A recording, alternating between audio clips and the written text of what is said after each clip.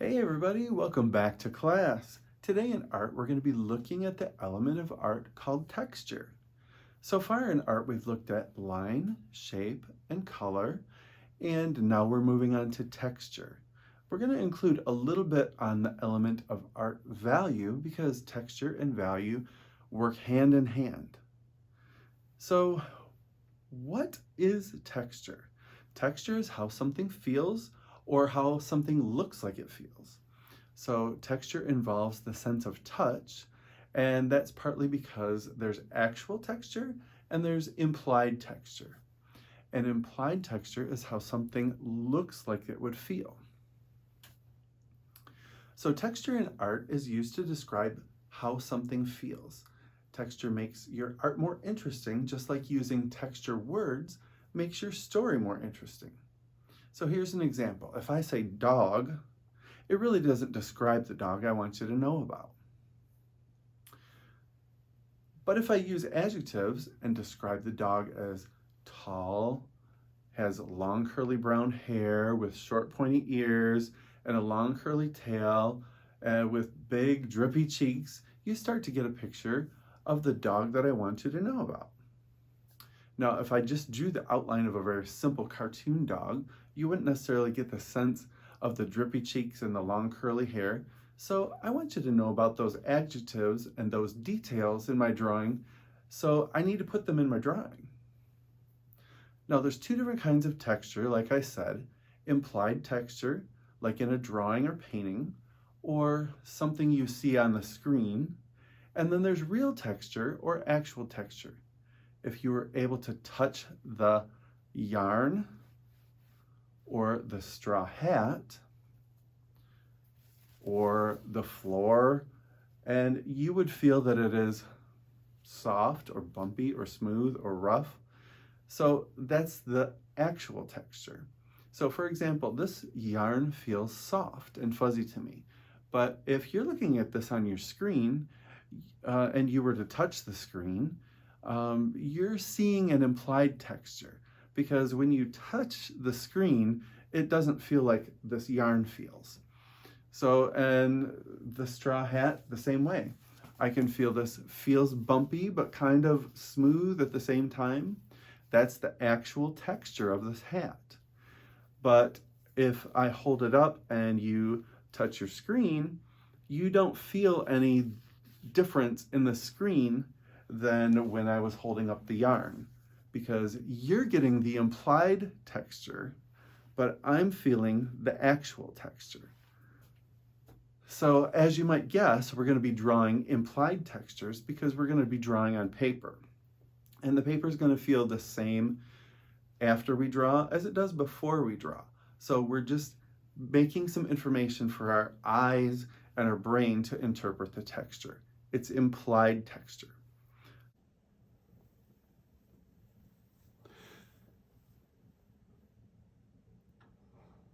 So let's get started drawing some textures, and you can see I'm just using a regular school pencil and a regular piece of computer printer paper. And the first texture that I would like to show you is prickly. So we can draw like a cactus, and we'll start by drawing a long upside down U, and then a shorter upside down U on each side of it.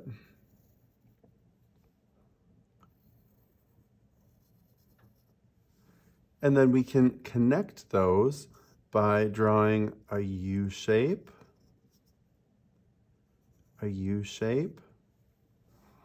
and then the center of the cactus is going to continue down. So we'll just draw some lines that skip and then they continue down from the original upside down U here. So just straight vertical lines. And then we can bring in the outside lines with just a very subtle curve, just a small, gentle curve. All right, so prickly is pretty easy. I'm gonna draw dots on here where I'm gonna draw the prickles, And I'm just going to make a couple very quick strokes. You put some pressure down where you're holding your pencil, and then you lift it up. So I kind of anchor my hand here so my fingers can only reach so far, and then it's off the page. So we've got a prickly texture here, and we've drawn a cactus, so maybe some of them will get 3, some of them will get 2, but we're drawing this prickly texture. We might as well put some right on the outside too, make it super prickly. And if 2 pickers don't look like enough, you can add 1 or 2 more. But we're trying to make the lines straight, and we're making them darker at the dot and a little bit thinner and lighter because we're lifting our pencil off the paper the further away the line gets from the dot. So let's draw some more dots and have fun with it. Put some prickles all over this cactus. And it's just a really quick mark. Now this will not be easy to do with a marker, but you can still practice the technique.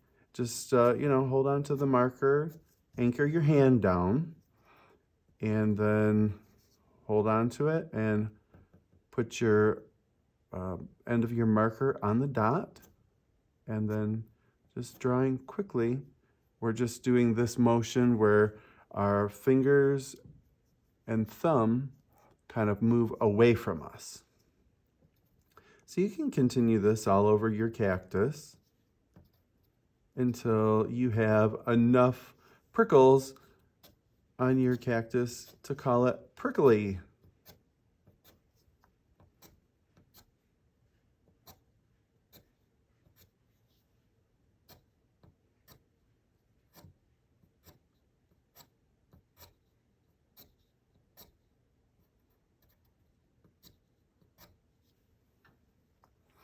And this would be the same technique you would use if you wanted to do something that was furry or grassy. So if you have a line or a hill where you want to make it look like it's grassy, you can do the same thing. You just draw up from the line, and as you're drawing, you let up some of the pressure. You're just basically just trying to touch your pencil to your ground line and drag up from there. As you drag up, you loosen up the pressure. So this might be a good technique to try and practice with grass, or this could be a little ridge on a beach where there's sand down here, a different texture, and grass up here. So we could actually put another row of grass kind of overlapped, and let's just do that.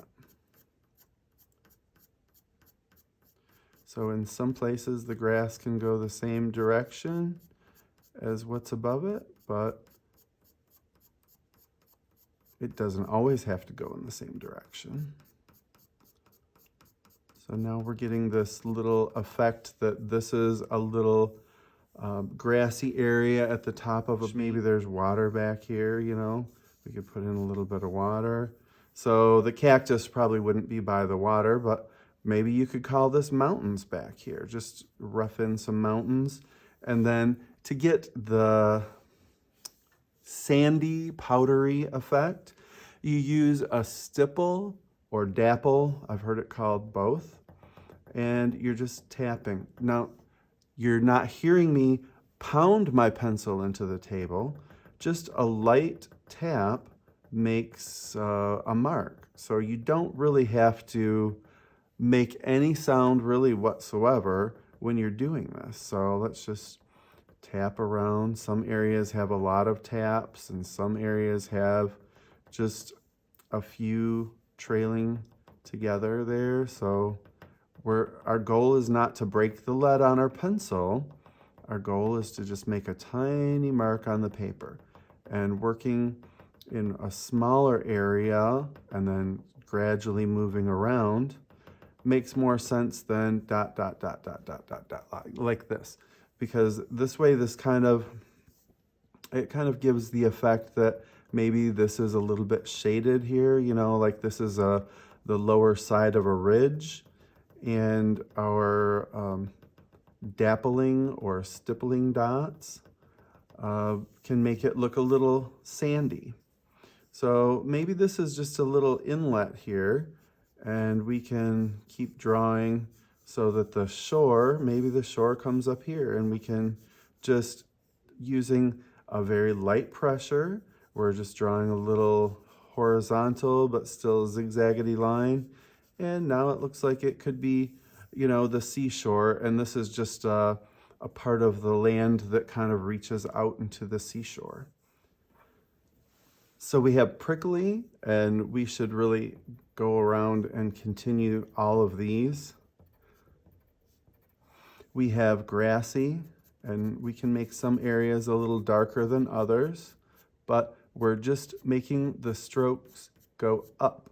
We're not scribbling, we're just putting pressure when we put our pencil down, and then we're lifting up as we make that stroke.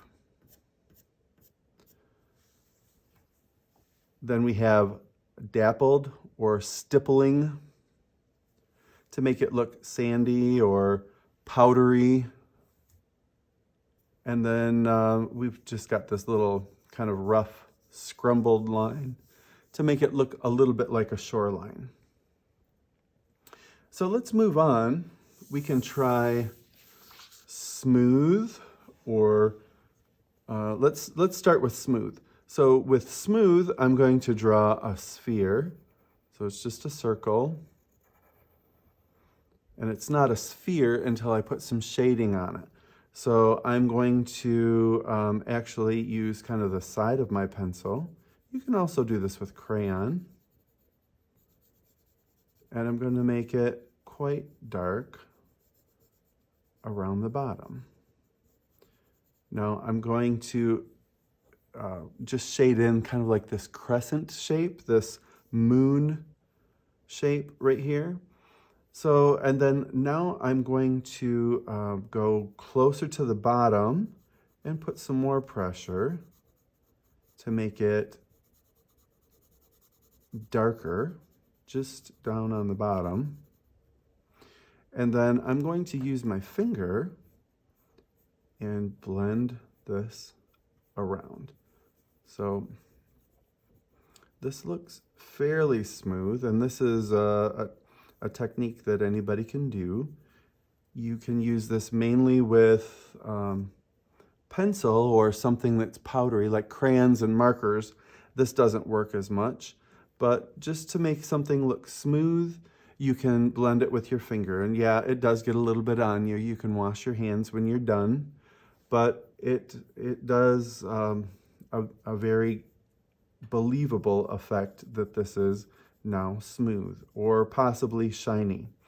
So I'm going to clean this up just a little bit with my eraser, and actually I might just darken this down a little bit more so it shows up a little bit better. But notice I'm using the side of my pencil. I'm not using the point because I want to darken this but not show lines, because remember the goal was smooth. So we're going to push some of this pencil around. And then we can actually even erase a little highlight up there. So we can clean up some of this. And the way to make it show up even more is to color around the sphere to make that look even brighter at the top. So we're just shading in around the sphere.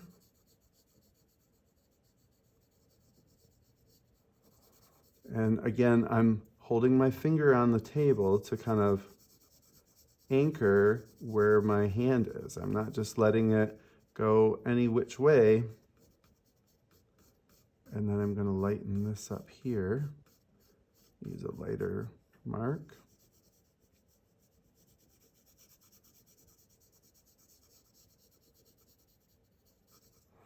And then underneath, we can make it even darker just by using more pressure.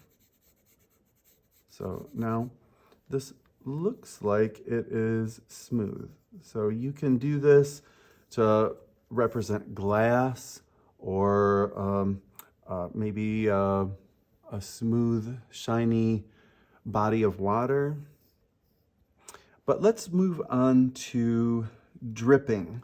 And dripping is going to use some blending like this too. So let's just draw a straight line, and then we're going to leave a space, a straight line, space, straight line, space, straight line, space. And then to connect these spaces, we're going to draw like a U shape, but really curvy U that closes in. So it's more believable that it's drippy if it's wider here than it is here. So I might narrow this up a little bit and make it look like a skinnier drip at the top, like it's just about to drip. Maybe this one will be a little bit lower. And then this one can be a little bit skinnier. But you can make them any width, or you can make them as long of a drip as you want to. But you can do this effect for, like, you know, say really gooey icing, or, you know, dripping ice. So the way that you get this effect of dripping is we're going to put a shadow underneath here with our side of our pencil. Use the side of your pencil and put a shadow. And we're using value here to really define this drip area, you know, this little droplet. So we'll do that again over here.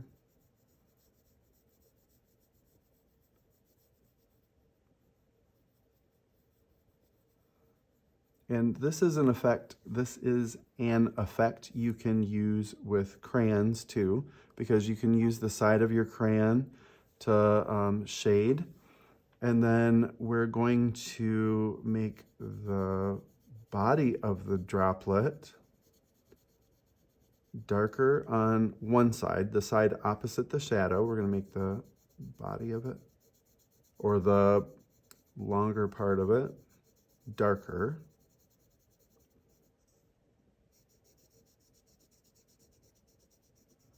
And notice I'm not coloring it all the way to the bottom. So like about the area where the shadow starts, I stop making the drip actually dark. So then I'm just going to drag this around a little bit. Might need to add a little bit more value to this.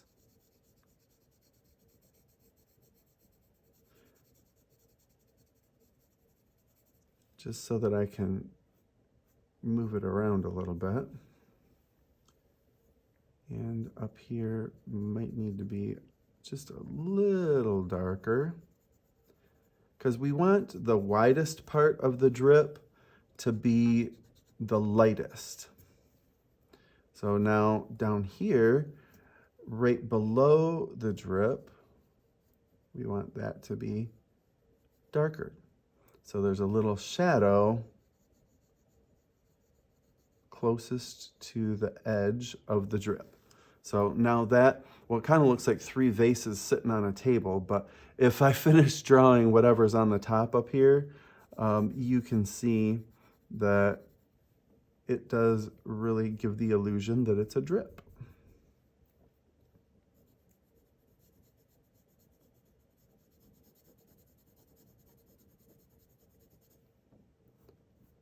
So I'm just adding more graphite or pencil to this drip. I'm gonna give a highlight there and then bring in some more dark, some more shadow here. Just right up to the drip. And if you kind of lose the shape of it, you can go back in and touch it up a little bit. And if this edge, you might want to put a highlight on one side of it. But the nice thing about using your eraser to get a highlight is that if it really doesn't look right, you can always go back in with your finger and bring in some more darker value. So we're gonna shade around here a little bit more. So the highlight on the drip really shows up. I think the highlight really should be on this side. So we got one more drip to do. So we can add our highlight there.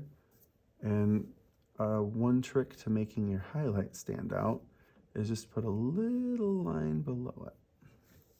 So it really stands out, because white highlights don't stand out on white paper or even gray paper.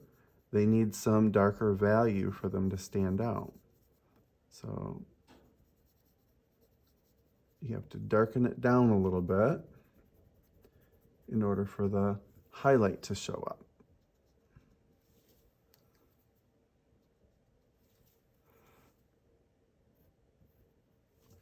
And then we need the dark over here to give the illusion that there's some height to this drip. You know, it has some volume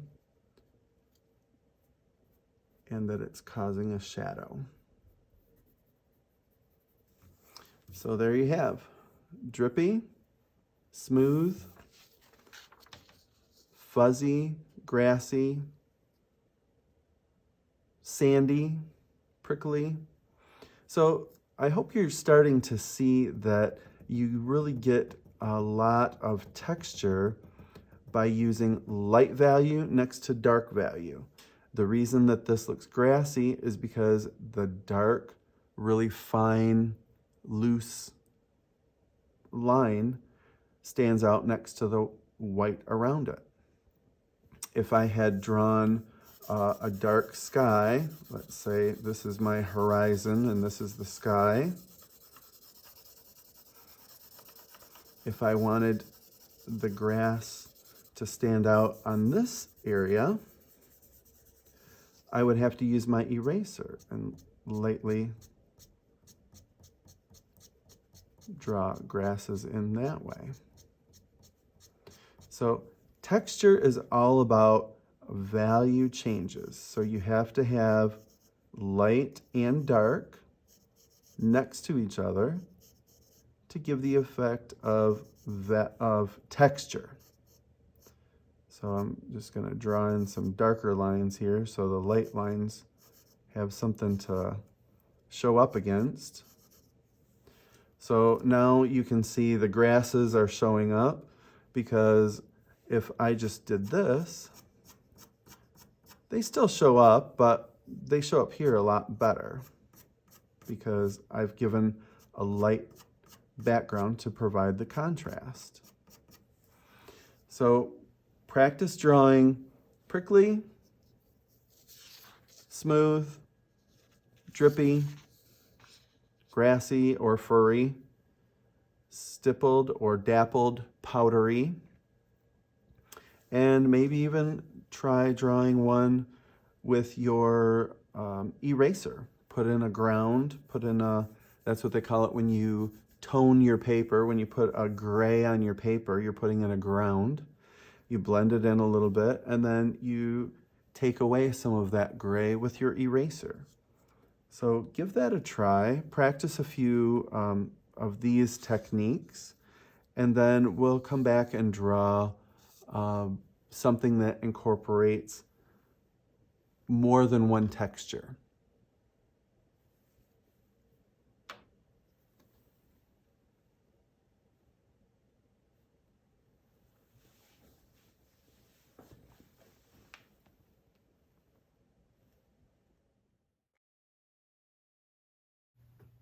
Hey, I've really had a great time drawing textures with you today using value.